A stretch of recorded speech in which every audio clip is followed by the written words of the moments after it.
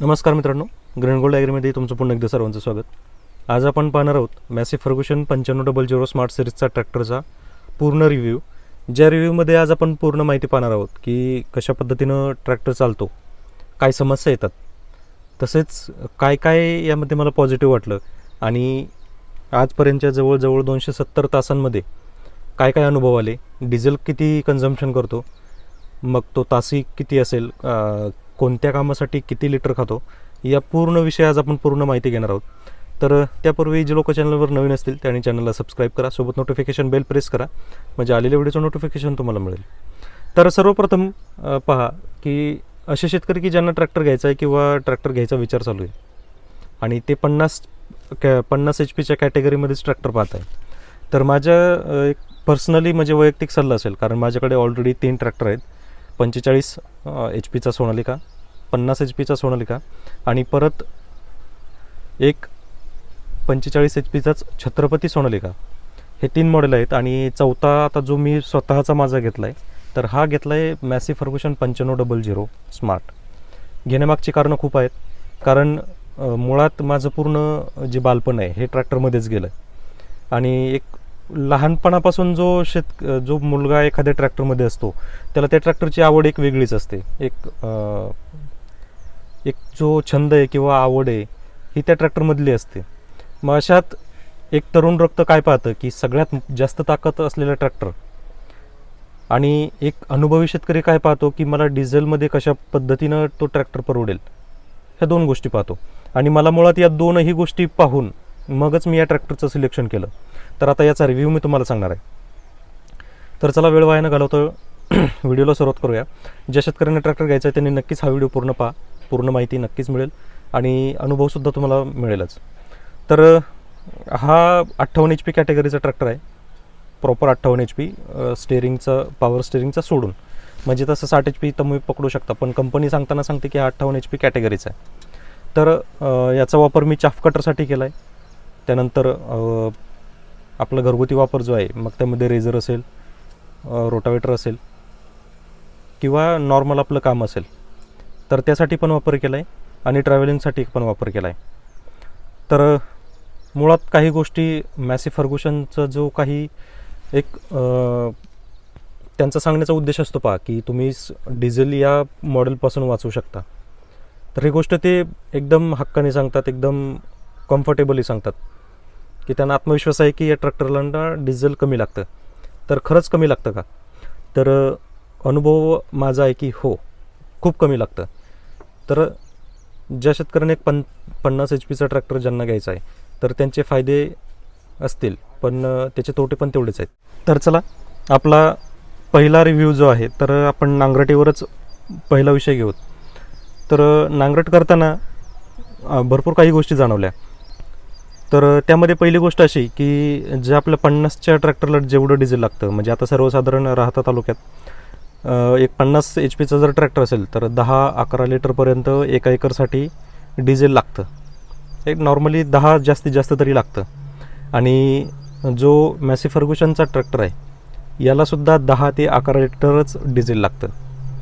मग आता हा फरक तुम्ही पाहू शकता की 50 HP ट्रॅक्टर चालवणं आणि 58 HP ट्रॅक्टर चालवणं. आणि मुळात 50 HP ट्रॅक्टरला एक 2-3 मॉडेल जर सोडले तर सगळ्यांना आरामदायी बैठक ही मिळत नाही. तर मॅसिव्ह फर्ग्युसन 9500ला जी बसण्याची पद्धत आहे ही एकदम आरामदायी आहे. म्हणजे तुम्ही बसल्या बसल्या एक 5 एकर जरी नांगरलं तरी तुमचे कंबरदुखी तुम्हाला जाणवणार नाही किंवा त्रास तुम्हाला होणार नाही. आणि मुळात राहता तालुक्यातील ज्या जमिनी आहेत या सगळ्यात कडक मानल्या जातात आणि त्या आहेत ऑलरेडी माझ्या अनुभवानुसार. कारण मी आजपर्यंत ज्या भरपूर जमिनी नांगरल्या, पण ज्या हार्ड जमिनी इथे आहेत त्या दुसरीकडे आपल्याला त्या पाहायला मिळत नाहीत किंवा त्या प्रमाणात हार्ड नाहीत. कारण इथं फर्स्टवर ट्रॅक्टर चालवणं म्हणजे खूप मोठी बाब आहे.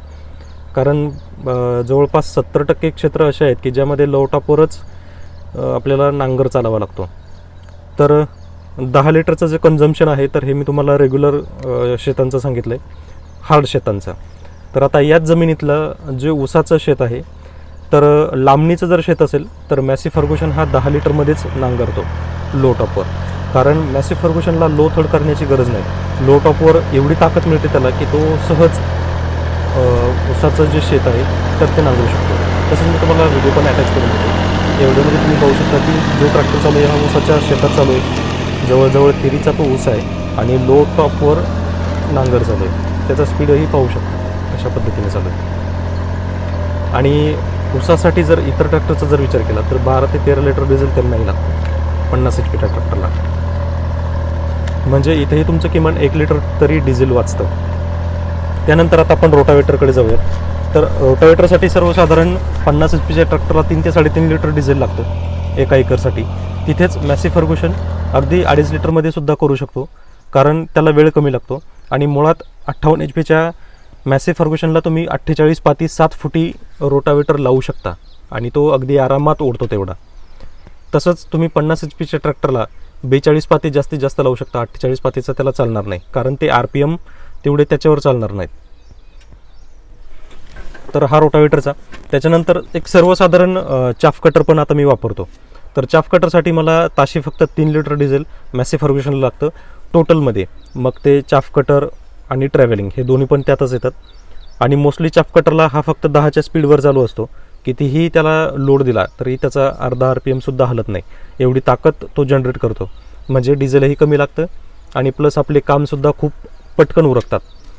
आणि मुळात ज्या शेतकऱ्यांना 50 HPचा ट्रॅक्टर घ्यायचा आहे त्यांनी माझ्या मते खरंच 9500 एकदा वापरून पहा. तुम्हाला असमाधान त्याच्यात अजिबात वाटणार नाही. फक्त राहिली गोष्ट टायरच्या मेंटेनन्सची, कारण टायर याला मोठे आहेत. 50च्या ट्रॅक्टरला 14 इंची येतात तर याला 16 इंची येतात. यामध्ये मात्र तुम्हाला तफावत मिळेल. परंतु जर डिझेलचा विचार केला तर नॉर्मली तुम्हाला 50च्या ट्रॅक्टर इतकंच डिझेल 58 HPच्या ट्रॅक्टरला लागणार. पण 58 HP आणि 55 HPचं जर तुम्ही कंपॅरिझन केलं तर जवळजवळ एका एकरमध्ये 2 ते 3 लिटर डिझेल तुम्हाला मॅसी फर्ग्युसनला कमी लागतं. जर 1 एकर नांगरटी मागे जर तुम्हाला 2 लिटर कमी लागत असेल तर एका वर्षामध्ये सर्वसाधारण 300 ते 400 एकर तरी नांगरट काढतात. मग विचार करू शकता, जवळजवळ 60,000 रुपयेपर्यंत तुमचं वार्षिक डिझेल वाचतं. सर्वसाधारण नांगरटीमध्ये 6,000 रुपयाचं वाचतं. आणि एक आपण जर विचार केला की जवळपास 200 ते 300 एकर एका शेतकऱ्याकडे एका ट्रॅक्टरकडे जर मशागत असेल पूर्ण, तर मिनिमम 30, 35, 40,000 रुपयेपर्यंत आपली बचत होते. आणि आज वर्षाकाठी 30-40,000 रुपये वाचवणं म्हणजे कमी गोष्ट नाही आहे. आज आपले 2 हप्ते त्याच्यामध्ये होतात, म्हणजे एवढा फरक पडतो. त्यानंतर यामध्ये आणखी काही हिडन गोष्टी आहेत ज्या की मला तुम्हाला खरोखर सांगायच्यात आणि सांगाव्याशा वाटतात. तर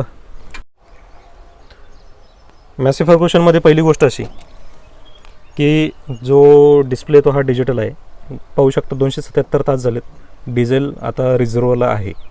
आणि इकडे जो आहे तर हा ज्यावेळी आपण हायड्रोलिकचा वापर करतो, हायड्रोलिक लावलेलं असेल म्हणजे जर नांगर वगैरे लावलेले असेल तर इथून इकडे चालतो आणि नसेल तर इथून इकडे चालतो. मॅसी फर्ग्युसनचा इकडे लोगो आहे.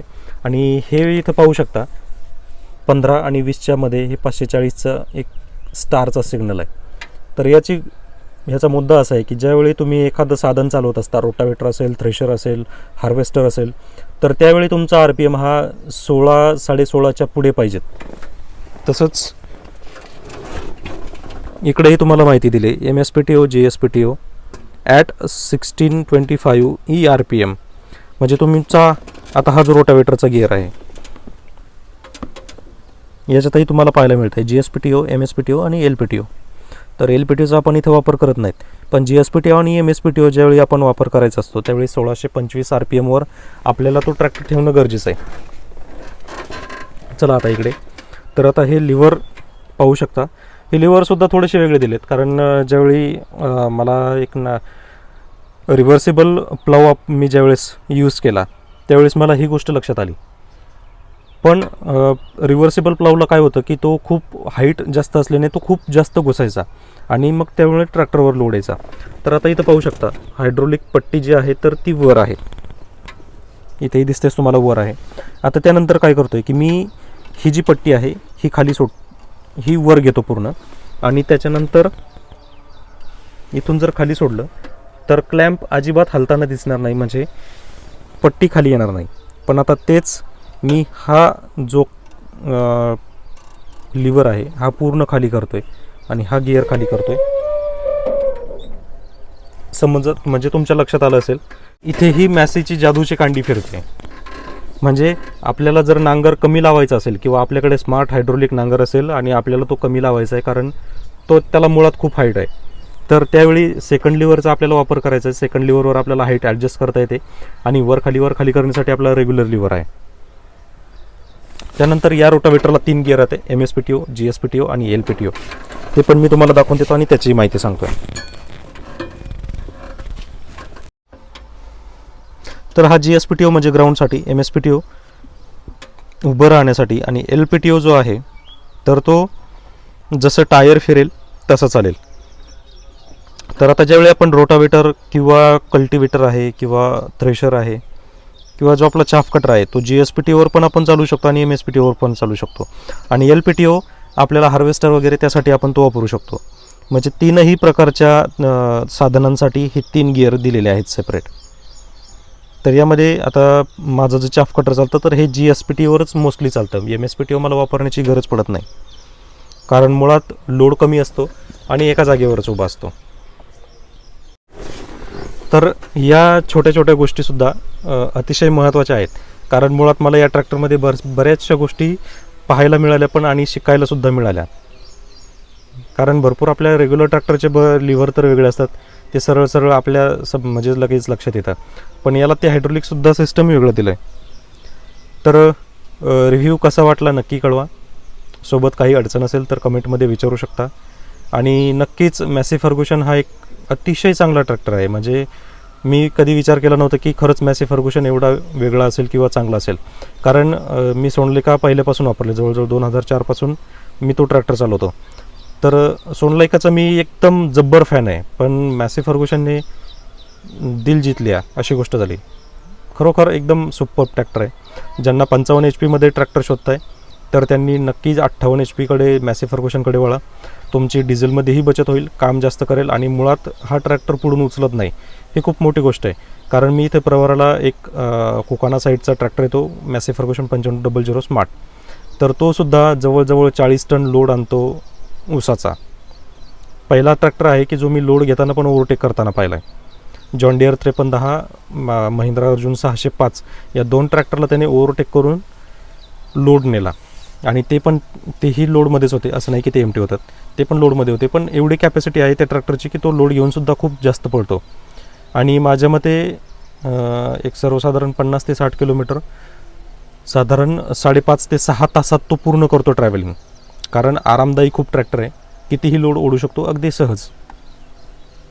तर नक्की कळवा व्हिडिओ कसा वाटला आहे. व्हिडिओ आवडला असेल तर एक लाईक करा आणि कमेंटमध्ये नक्की कळवा. तुम्ही जर मॅसी फर्ग्युसन युजर असाल तर नक्कीच तुमचा एक पॉझिटिव्ह रिव्ह्यू एक अपेक्षित आहे आणि तो तुमच्याकडून पाहिजे. जे शेतकरी वापरतात त्यांनी नक्की कळवा की त्यांच्याकडे काय काय पॉझिटिव्ह गोष्टी त्यांना त्यांच्या ट्रॅक्टरमध्ये पाहायला मिळतात. चला भेटूया पुढच्या व्हिडिओमध्ये. धन्यवाद.